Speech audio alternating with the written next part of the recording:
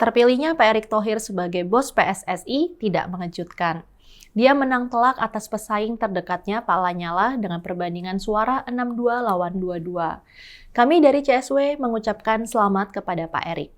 Tapi sejak awal saya rasa Pak Erick pun sadar harapan terhadapnya dan tantangan yang dia hadapi luar biasa berat.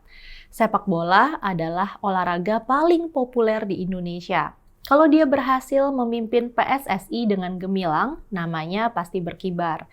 Tapi dia juga tahu persoalan-persoalan sepak bola kita tuh nggak sederhana.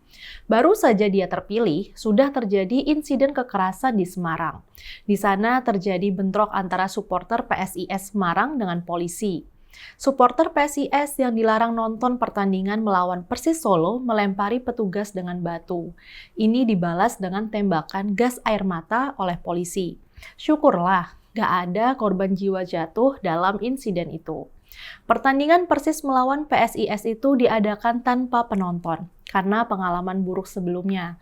Tahun lalu juga terjadi bentrok antara supporter kedua tim. Sekarang, untuk menghindari hal serupa diputuskan pertandingan dilakukan tanpa penonton.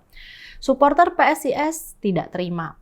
Ribuan supporter di bawah guyuran hujan terus mendesak masuk ke dalam stadion. Inilah yang akhirnya menyebabkan terjadinya bentrokan antara supporter dengan polisi. Apa yang terjadi di Semarang ini bukan hal yang asing lagi dalam sepak bola Indonesia. Ini terus berulang di berbagai kota dan sudah menewaskan banyak orang.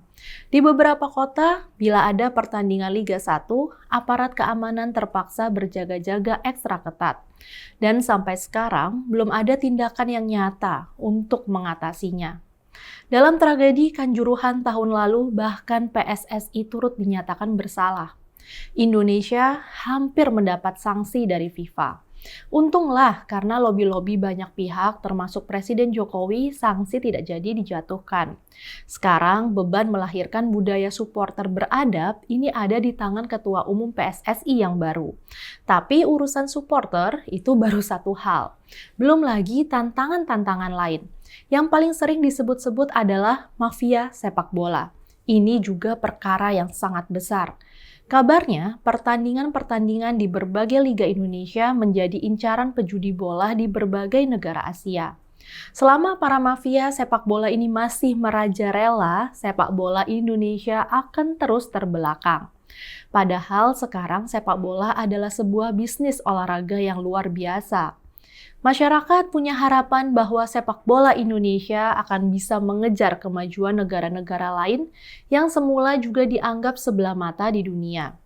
Di Piala Dunia tahun lalu, ada kejutan yang dilakukan negara-negara Asia dan Afrika, termasuk Maroko yang bisa masuk ke 4 besar. Tahun ini pun, Indonesia akan menjadi tuan rumah Piala Dunia usia di bawah 20 tahun.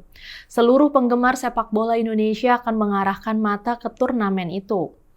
Kesuksesan Piala Dunia akan sangat bergantung pada PSSI. PSSI memang punya posisi yang penting di Indonesia.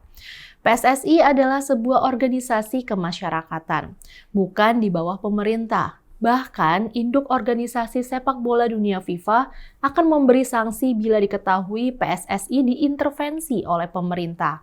PSSI seharusnya diatur oleh masyarakat sepak bola sendiri. Dan PSSI harus mengatur sepak bola yang memiliki nilai strategis yang tinggi. Sepak bola bukan lagi sekedar olahraga. Sepak bola punya nilai ekonomi, politik, budaya yang penting.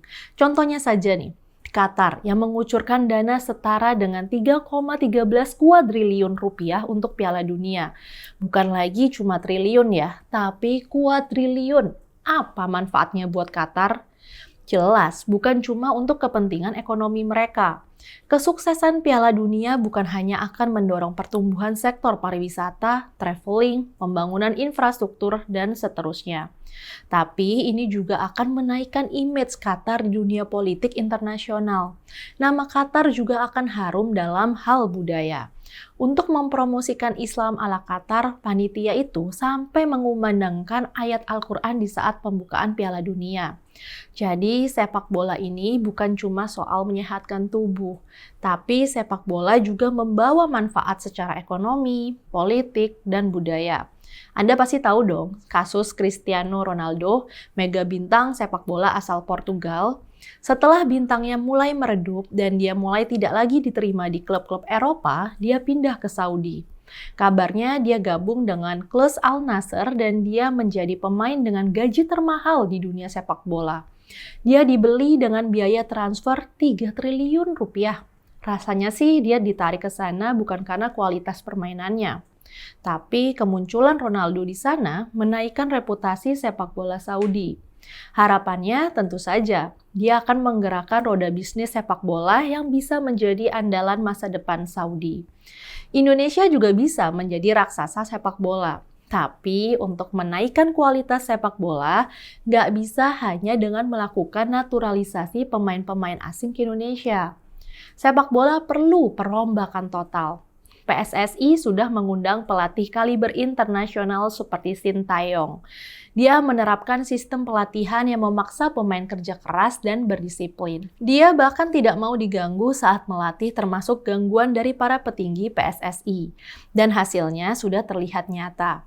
Sepak bola Indonesia sekarang kembali disegani paling tidak di Asia Tenggara.